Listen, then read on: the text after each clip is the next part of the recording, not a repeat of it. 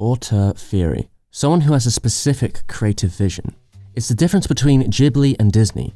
Disney's animators are cogs in the machine. It's harder at Disney to get a feel for the impact of one director or visionary, as of its collective nature. Sure, there are periods of Disney that had their own feel, but that usually has more to do with the sign of the times. Many may see the Disney method as one of the best bits of creativity, combined into a team, although it only works if your team is in sync. If you've ever worked in a team, you know how hard that is, and how easy it's to fall apart if one person isn't doing their job. So I see why film students, especially the snobby ones, prefer the one-man, one-vision approach of someone like Ghibli. Disney even started more with this philosophy. It did bold things to change the game, but the way to that path involved stripping more and more of the life and edges from the stories they were adapting. It's not like these original fairy tales were unpalatable. The Soviet animation equivalents did a really good job of keeping the quality, but also changing less, and the children over there still loved it. In the end, it's apples and oranges though. Both companies are trying to do very different things. The benefit of Disney is they cover so many topics and flavors of that narrative, one of them is bound to relate to your tastes. So now we're past what auteur theory isn't. Let's talk about Miyazaki, the heart of Ghibli, as an auteur. In that lens, his career captures an impressive vision of the evolving artist. He's directed, wrote, and storyboarded 11 featured films, among a myriad of other different projects in his career. Starting out at Toei, when they were trying their Disney at the East approach, he rose through the ranks until he was a key player in '68. He and Isao created Ho's Prince of the Sun. While Takahata directed it, you can see the ideas presented left a huge impact on Miyazaki as an animator and a person. Puss in Boots showed his energetic, swashbuckling admiration for adventure serials, not to mention his new love, the chase scene. This continues into Animal Treasure Island, where Miyazaki's key animation brought a lot of personality to the leaping cannonballs and swordplay. In the third act, there's a giant chase scene that encompasses the finale. In the same year, his work in Alibaba takes the chase scene to this new level of absolute absurdity. It's just a breaking point for that idea. While Lupin III brings all his boisterous quirks into one show. Later in the decade, Miyazaki was working with Takahata again, as Takahata's own direction moves towards the everyday mundane, slice-of-life style story. By '78, both of them had solidified their muses. Takahata was tackling subtlety in Anne of Green Gables, while Miyazaki starts his work on Future Boy Conan, a landmark show where he pulls from those 11-year-old ideas, now working them into a TV anime. The production was rough though, especially on Miyazaki. He was dissatisfied working with someone else's strict source material. Later on, he played much faster and looser with all his adaptations.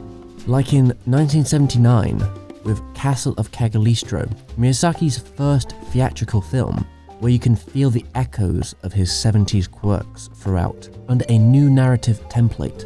Problems do seep in with the amount of plot strands. There's so many, in fact, they had to cut some because of time constraints. And the plot does get in the way of the fun.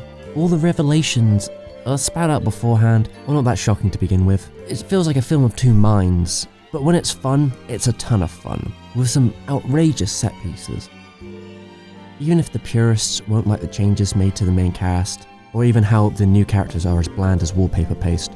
Moving away from films for a moment, in 1981, he begins to write Nazca of the Valley of the Wind. This massive series trying to expand on his muses as wide as possible. There are flying machines, adventure, environmentalism, Miyazaki girls, wild creature designs, lore, maps. Hell, even the creator of Final Fantasy put it down as one of his major influences. Or should I say, its feature film adaptation. TV anime was not working for Miyazaki or Takahata. With its quick turnover and limited animation, Miyazaki wanted to do things the old way, an idea of a company that made big animated films, high risk but high reward. Miyazaki would direct his last TV episode in '83 to bet his career at the movies. Lucky for him, Nausicaa was a success. A year later, Ghibli was born, with their first feature, Castle in the Sky. We see a mix of Miyazaki's muses, along with his more light-hearted, adventurous tone. In his own proposal, he wanted to target a younger audience, to be fun and thrilling in a classical way, with themes of emotional bonding. Castle is an experience. It has much better pacing and control than his prior films, effortless in its movement between plots. It builds this unique world full of wonder and childlike glee. Laputa is exciting, funny and cute and sweet, and all manner of other things that will win you over. Even if it's a bit on the long side for a Ghibli affair, the characters get to grow and bond in a way that makes it worth it. Takahata called it his favourite Miyazaki film, and there's reason for that. But what defined the Ghibli brand was the 1988 film My Neighbor Totoro, a Takahata-style story through the lens of Miyazaki's direction, harking back to Hildy and their panda shorts. In the proposal, Miyazaki wanted a film which Japan could proudly show the world, away from the darker and more mature animation rising throughout the 80s. A charming story of family, which has no broader narrative outside its characters' personal lives, while keeping a playful demeanour. Shown as a double bill, making it the lighter of two sides against Grave of the Fireflies' dark and sad story. After not only the box office but merchandising success of Totoro, there was now fear from Miyazaki that the whole company was going to go stale after their third film. So with his next animation, Kiki's Delivery Service, it feels like a left turn. The film was originally supposed to be directed by Sunao Katabuchi, but as Miyazaki's involvement deepened, he decided to steer the film's vision as director, based on the novel of the same name, although the animation moved the story in a different direction, towards more conflict. It's a story of growing up, going to the city, and the struggles of employment, trying to find happiness while dealing with loneliness. It's a slice of life closer to Totoro if the girls were a bit older. There is this melancholy that grows throughout the film, which in the finale it kind of betrays, throwing it all to one side, and giving Kiki this status of town hero. Her problems melt away, which isn't emotionally realistic to the audience. Porco Rosso, on the other hand, sticks to its more down-tempo tone. It's slow burn, which is more my tempo. This might be why Porco Rosso is my favourite Miyazaki film. Or you could say every Miyazaki film is full of charm, this one hits me the hardest. The subtlety of the characters' past gives the impression we're only seeing the tip of their iceberg, with said characters being full of personality that juxtapose while they throw the sharpest dialogue at each other. It even had a great English cast. We have Michael Keaton, Kimberly Williams-Paisley, and a variety of other veteran voice actors, all giving compelling performances that help bring those characters to life.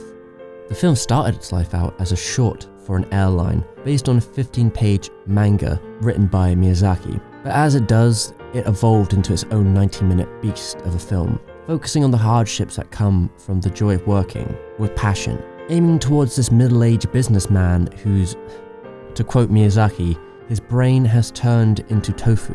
Maybe Miyazaki related to the sentiment, but these were the types of people who would be flying and seeing the film before anyone else. There's a Casablanca quality to it, an old school flair with a level of bravado and fun, even when it's grim, saying no matter how bad it gets, you gotta keep living with courage.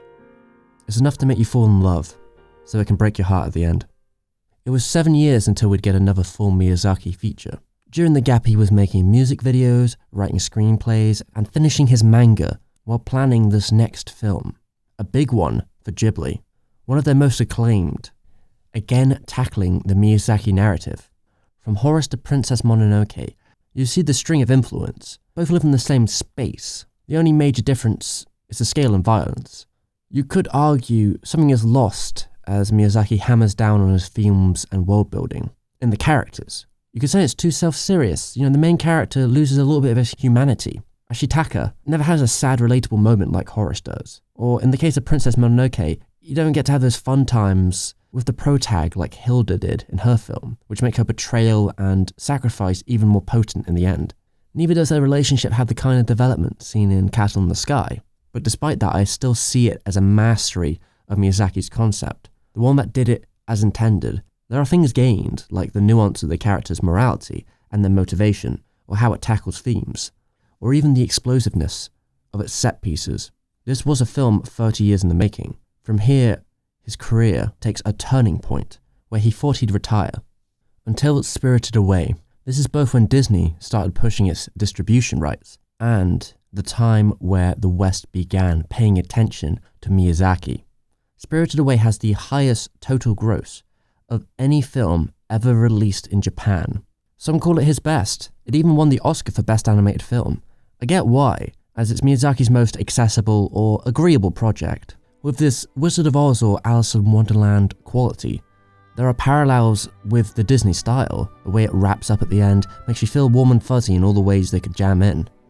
It's a departure for Miyazaki, who cites the influences coming more from his own personal life and experiences, while he also tries to appeal to the sensibilities of 10-year-old girls, a market that he saw as untapped.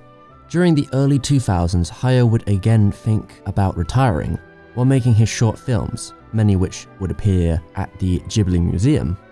Ghibli's next project would have a young Mamoru Hosoda set to direct, but after the rejection of his concepts, he left. Then Miyazaki picked up Howl's to stop the company from shelving the whole project. While the family element, as well as its use of audio-visual splendor, are wonderful, the film bites off more than it can chew, as both an adaptation and a follow-up to Miyazaki's most successful film.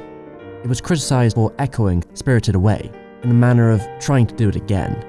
However you look at it, Howl would always have its work cut out for itself, coming after two of Miyazaki's most acclaimed films. Sophie's aging is like a reflection on Miyazaki's feelings, as he comes out of retirement for the second time, thrown against the odds, feeling tired, and yet trying to gain energy to still do it. So this is why 4 years later, Ponyo feels like such a new start in comparison.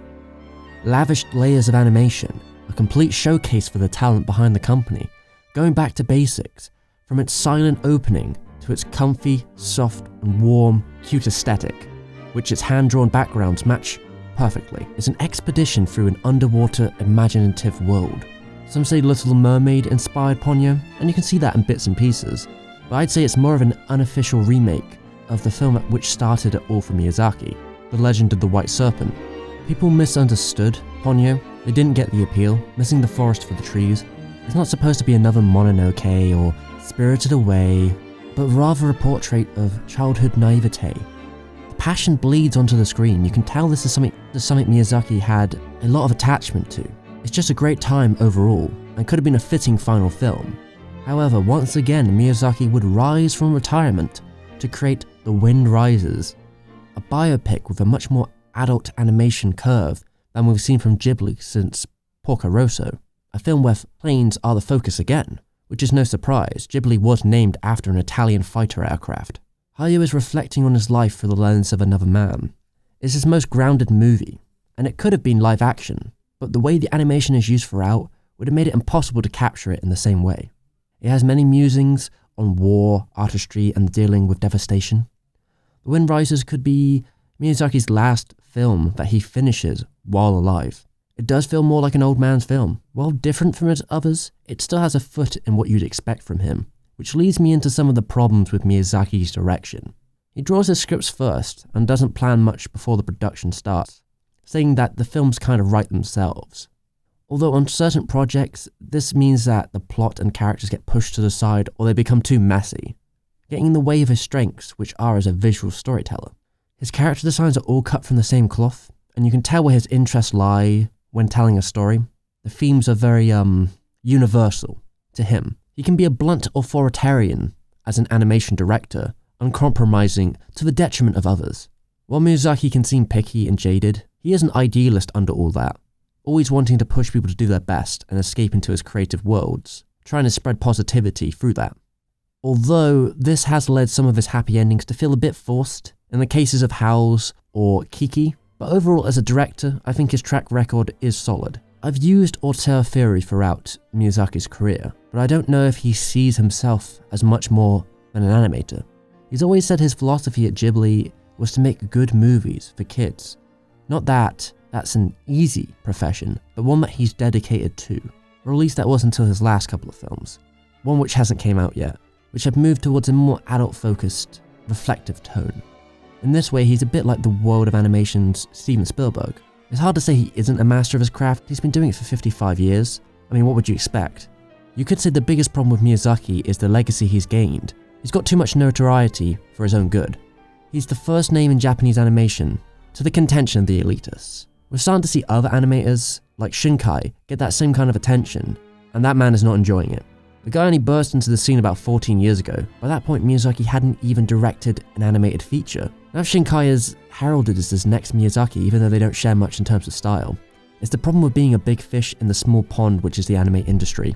Sometimes your legacy is so big, your company depends on it. There's been a lot of discussion about Ghibli and if it could survive without Miyazaki's name. Isao was never the box office powerhouse that Miyazaki was, and he's also planning to retire. One of their possible successors is reluctant, and the other left to start his own studio. The future of the company is uncertain. Would people want to see a Ghibli continue in a similar way to Pixar by pushing out sequels and related projects as safe bets without the teams that created the originals? Or would they prefer for the company to end on a high note? The whole staff is aging, and Miyazaki has mentioned in interviews they were having a hard time getting new blood into the company. Should this man's legacy end with him? Right, well, thank you for watching that. The longest script I've written so far, and quite a difficult one to record on my voice. I guess I have to get more adjusted to this.